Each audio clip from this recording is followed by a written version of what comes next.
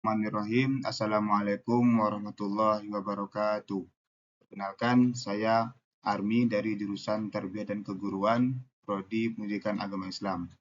Baik, di sini saya akan membuat video untuk memenuhi tugas ujian akhir semester dari mata kuliah Teknik Fasilitas, di mana saya akan membawakan judul program pelatihan keterampilan usaha kecil di Desa Kutaraja.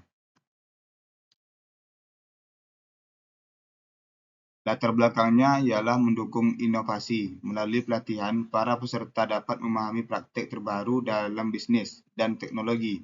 Hal ini dapat mendorong inovasi dan pengembangan produk dan layanan baru dalam usaha. Banyak pelaku usaha kecil yang memiliki keterbatasan pengetahuan dan keterampilan dalam mengelola usahanya. Selanjutnya yaitu tujuan. Yang pertama, memberikan pengetahuan yang diperlukan tentang pasar, persaingan, pemasaran, keuangan, dan sumber daya manusia yang dapat membantu pemilik usaha dalam mengelola usaha mereka agar lebih efisien. Yang kedua, itu membantu pemilik usaha kecil dalam memahami prinsip-prinsip manajemen, termasuk perencanaan, pengorganisasian, pengendalian, dan pengambilan keputusan. Selanjutnya yaitu sasaran. Dalam sasaran ini ada 5 sasaran yang akan dilaksanakan. Yang pertama itu mempelajari prinsip-prinsip dasar manajemen usaha kecil. Memahami konsep dasar manajemen seperti perencanaan, pengorganisasian, pengendalian, dan pengambilan keputusan dalam menjalankan usaha. Yang kedua itu mempelajari teknik pemasaran dan promosi.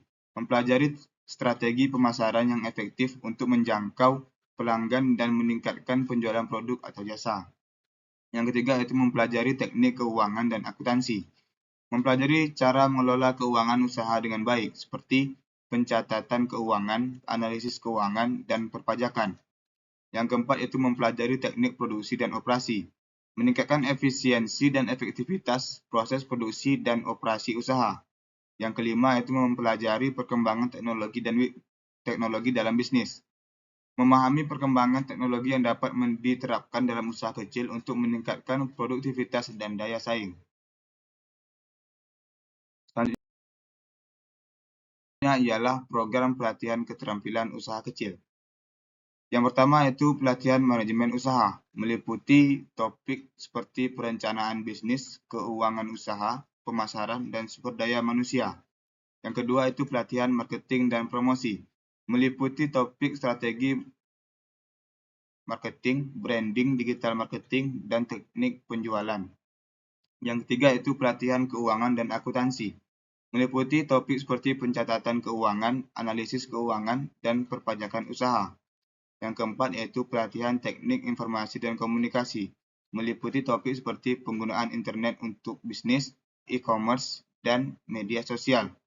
Yang kelima yaitu pelatihan keterampilan teknis, meliputi topik seperti keterampilan produksi, perbaikan mesin, dan desain produk.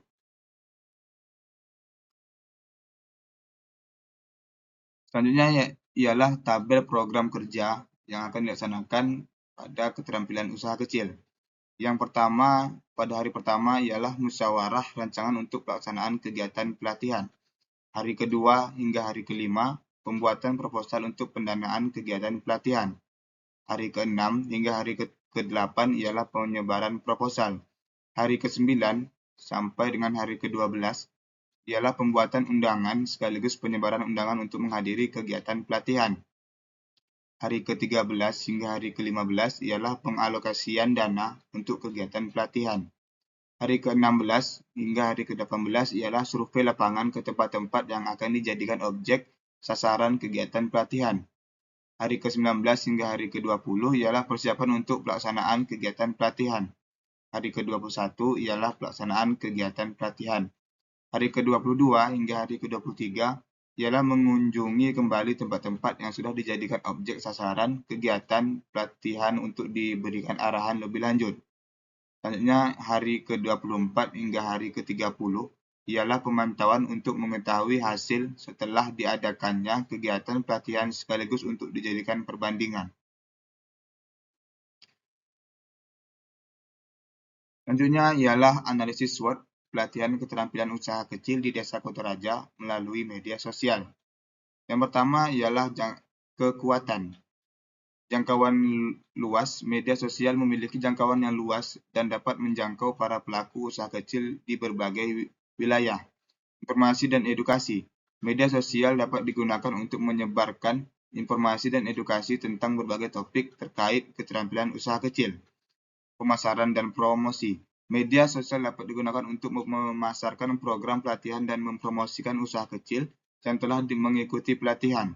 Membangun komunitas. Media sosial dapat membantu membangun komunitas online yang menghubungkan para pelaku usaha kecil dan memfasilitasi pertukaran informasi dan kolaborasi. Yang terakhir yaitu meningkatkan partisipasi. Media sosial dapat meningkatkan partisipasi masyarakat dalam program pelatihan. Selanjutnya ialah kelemahan. Yang pertama yaitu keterbatasan akses internet dan perangkat. Di beberapa daerah, akses internet dan perangkat elektronik masih terbatas, sehingga tidak semua pelaku usaha kecil dapat memanfaatkan media sosial. Yang kedua yaitu keterampilan digital. Tidak semua pelaku usaha kecil memiliki keterampilan digital yang memadai untuk menggunakan media sosial secara efektif. Yang ketiga yaitu konten yang tidak berkualitas. Konten yang tidak berkualitas atau tidak relevan dapat menurunkan minat dan kepercayaan masyarakat terhadap program pelatihan.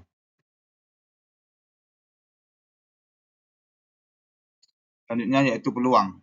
Yang pertama, pertumbuhan penggunaan media sosial. Jumlah pengguna media sosial terus meningkat, sehingga semakin banyak potensi untuk menjangkau para pelaku usaha kecil. Yang kedua itu platform media sosial baru. Munculnya platform media sosial baru dengan fitur-fitur yang lebih inovatif membuka peluang untuk promosi dan edukasi yang lebih efektif. Yang ketiga yaitu dukungan pemerintah. Pemerintah dapat memberikan dukungan berupa pelatihan dan edukasi tentang pemanfaatan media sosial untuk program pelatihan. Yang keempat yaitu kerjasama dengan pihak swasta. Kerjasama dengan pihak swasta dapat membantu menyediakan akses internet dan perangkat elektronik di daerah-daerah terpencil. Yang kelima yaitu komunitas online. Komunitas online yang terhubung melalui media sosial dapat membantu para pelaku usaha kecil untuk saling belajar dan berbagi pengalaman. Yang terakhir yaitu ancaman. Yang pertama, hoaks dan informasi palsu. Hoaks dan informasi palsu di media sosial dapat membingungkan para pelaku usaha kecil dan menghambat keberhasilan program pelatihan. Yang kedua yaitu persaingan online. Persaingan online dengan program pelatihan lain melalui media sosial dapat menjadi tantangan dalam menarik peserta. Yang ketiga yaitu ketergantungan pada media sosial. Ketergantungan yang berlebihan pada media sosial dapat mengalihkan fokus para pelaku usaha kecil dari upaya nyata dalam menjalankan usahanya. Yang terakhir yaitu penyalahgunaan media sosial. Penyalahgunaan media sosial untuk tujuan yang tidak bermanfaat dapat merusak reputasi program pelatihan dan menghambat keberhasilannya. Baik, sekian penjelasan dari materi saya. Lebih dan kurangnya saya mohon maaf. Saya akhiri. Assalamualaikum warahmatullahi wabarakatuh.